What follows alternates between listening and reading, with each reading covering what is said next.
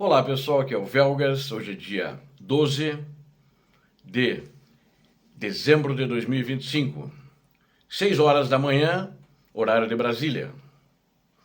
Últimos acontecimentos no dia 11 de 12 de 2025, ou seja, na data de ontem. Presidente ucraniano Zelensky, ucranianos decidirão sobre as concessões territoriais. E Estados Unidos da América pressionam a Ucrânia para que entregue as terras à Rússia. A Ucrânia ataca a Rússia no seu ponto fraco, no mar. Receita russa com petróleo apresenta queda. Quero convidar você que não é inscrito no canal, inscreva-se, dê um like, compartilhe com suas redes sociais, divulgue, compartilhe, recomende o vídeo, recomende o canal, porque aqui todos verão a verdade. Peço a vocês que façam seus comentários, que são sempre muito bem-vindos. Muito obrigado. Eleições ou referendo? Porque o presidente americano encampou o discurso do ditador russo e está também exigindo que haja eleições na Ucrânia. E o Zelensky afirma que os ucranianos decidirão sobre as concessões territoriais. Ele reiterou em 11 de dezembro, ontem, que qualquer solução territorial para pôr fim à guerra da Rússia deve ser decidida pelo povo ucraniano, seja por meio de eleição ou de um referendo. Ou seja, ele não vai tomar essa decisão sozinho e nem tampouco com a Verkhovna Rada, que é o Congresso ucraniano. Acredito que o povo ucraniano responderá a essa pergunta, seja por meio de eleições ou de um referendo, o povo ucraniano deve ter voz. Como ele disse ontem, um dia depois que ele mandou a proposta ucraniana ou a contraproposta à proposta americana, isso deve constar da proposta ucraniana, que com certeza Trump não gostou. O principal aliado da Rússia hoje é Trump. Seus comentários surgem em meio à crescente pressão dos americanos para garantir progresso em um plano de paz emergente.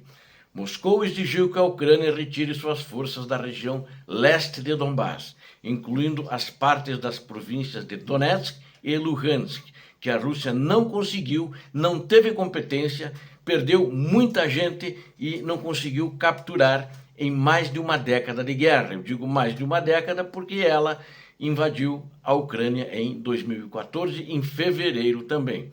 A região de Luhansk está quase inteiramente sob controle russo, enquanto as forças ucranianas controlam aproximadamente 6.600 km² na região de Donetsk. Não é tão pouco assim, incluindo as cidades-chaves, que estão fortalezas hoje de Sloviansk e Kramatorsk. Os combates continuam ativos na região e nos arredores da cidade muito disputada agora de Pokrovsk, sem que os russos tenham tido nenhum ganho significativo.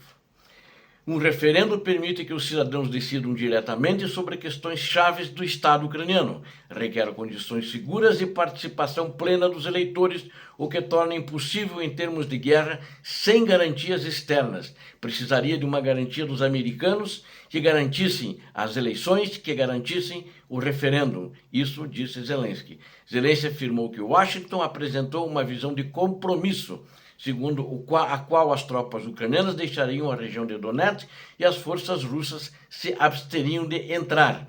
Os Estados Unidos da América pressionam a Ucrânia e não a Rússia para retirar tropas da zona tampão proposta em Donbás, segundo disse o Financial Times. Enquanto isso, os Estados Unidos estão pressionando a Ucrânia, mas não a Rússia, que deveriam pressionar a Rússia, mas ele nunca pressionou a Rússia para nada, para que retire suas tropas das regiões de Donetsk e Luhansk, a próxima à fronteira leste de uma potencial zona desmilitarizada, informou o Financial Times na data de ontem, 11 de dezembro, citando citando ucranianos, inclusive, que conhecem o plano de paz dos Estados Unidos. O plano de paz inicial do presidente americano Donald Trump, composto por 28 pontos, previa o estabelecimento de uma zona tampão neutra e desmilitarizada após a retirada das tropas ucranianas da região de Donbás, incluindo as províncias de Donetsk e Luhansk. Autoridades ucranianas envolvidas nas negociações disseram que Washington está pressionando por uma zona nos moldes daquela que separa a Coreia do Norte e a Coreia do Sul, desde a assinatura do armistício há mais de 72 anos. No entanto, o presidente Volodymyr Zelensky vê essa zona desmilitarizada como um caminho para um conflito congelado, uma pausa temporária que permitiria a Moscou e suas tropas criminosas, sob o comando da máfia do Kremlin e seu ditador criminoso, para se reagrupar, se rearmar, antes de lançar uma nova ofensiva, disse inclusive o jornal, a publicação Financial Times. A Ucrânia achou o ponto fraco da Rússia no mar e está atacando sem parar. Kiev muda a estratégia e passa a mirar o ponto mais sensível da Rússia, o dinheiro do petróleo, usando tecnologia barata para neutralizar uma marinha de $500 bilhão. Nas águas escuras do Mar Negro, uma nova modalidade de guerra está sendo travada, longe das trincheiras lamacentas do front, longe do frio e da neve no terreno. Longe das trincheiras, a Ucrânia iniciou uma campanha naval silenciosa, mas devastadora. O alvo não são mais apenas os imponentes navios de guerra russos, mas sim velhos petroleiros. A missão é clara: destruir a economia russa. Essa mudança tática revela uma descoberta crucial de Kiev. Embora a Ucrânia tenha tido sucesso em afundar navios militares emblemáticos nos últimos anos, a Ucrânia forçou a frota do Mar Negro da Rússia a recuar, ficar escondida em Novorossiysk e a outra parte num ponto da Geórgia, onde ela tomou a força da Geórgia no ano de 2008. O dinheiro que financia a invasão ainda continua fluindo, não na quantidade que a Rússia precisa, mas continua indo dinheiro. A Rússia exporta cerca de 3 milhões de toneladas de petróleo por mês pela região do Mar Negro. Para parar a máquina de guerra, os ucranianos perceberam que precisavam cortar essa linha de suprimento financeiro. O que é isso? A frota sombra da Rússia. Para contornar as sanções ocidentais e a teto de preços impostos pelo G7, Moscou montou o que os especialistas chamam de frota sombra. São centenas de navios envelhecidos com mais de 15 ou 20 anos de uso que deveriam estar na sucata. Essas embarcações operam sob uma rede complexa de empresas de fachada em Hong Kong ou Dubai e navegam com bandeiras de países com regulação menos severa, como Gâmbia ou Gabão, ambos países africanos. Frequentemente, eles desligam seus rastreadores GPS para desaparecer no mar e realizam transferências de carga em águas internacionais para ocultar a origem do petróleo. O grande risco é que muitos operam sem seguros legítimos, transformando-se em bombas relógio ambientais. Um detalhe fundamental chama a atenção: os ataques ocorrem preferencialmente quando os navios estão vazios, retornando para buscar mais carga. O objetivo é causar prejuízo econômico sem provocar um desastre ambiental que viraria a opinião pública internacional contra a Ucrânia.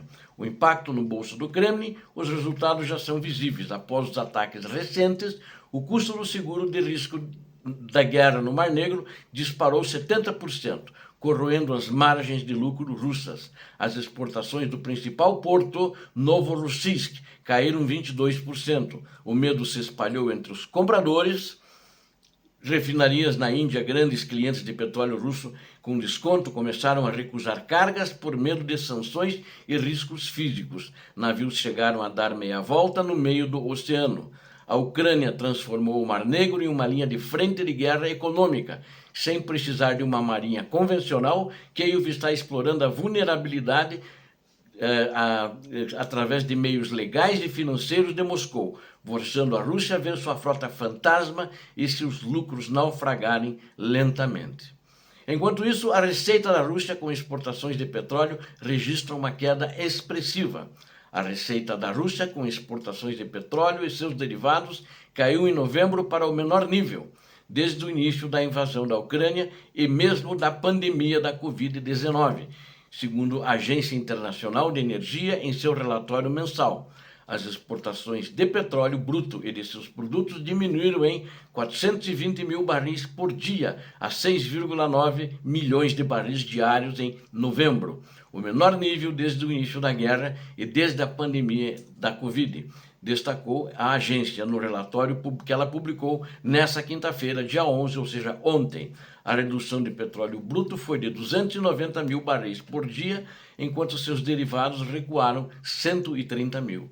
A redução dos volumes exportados, combinados com preços mais baixos, fizeram cair as receitas para 11 bilhões de dólares, ou seja, 3,6 bilhões na comparação anual e 11,4 bilhões abaixo da média do primeiro semestre de 2022, após a invasão da Ucrânia, indicou a OCDE.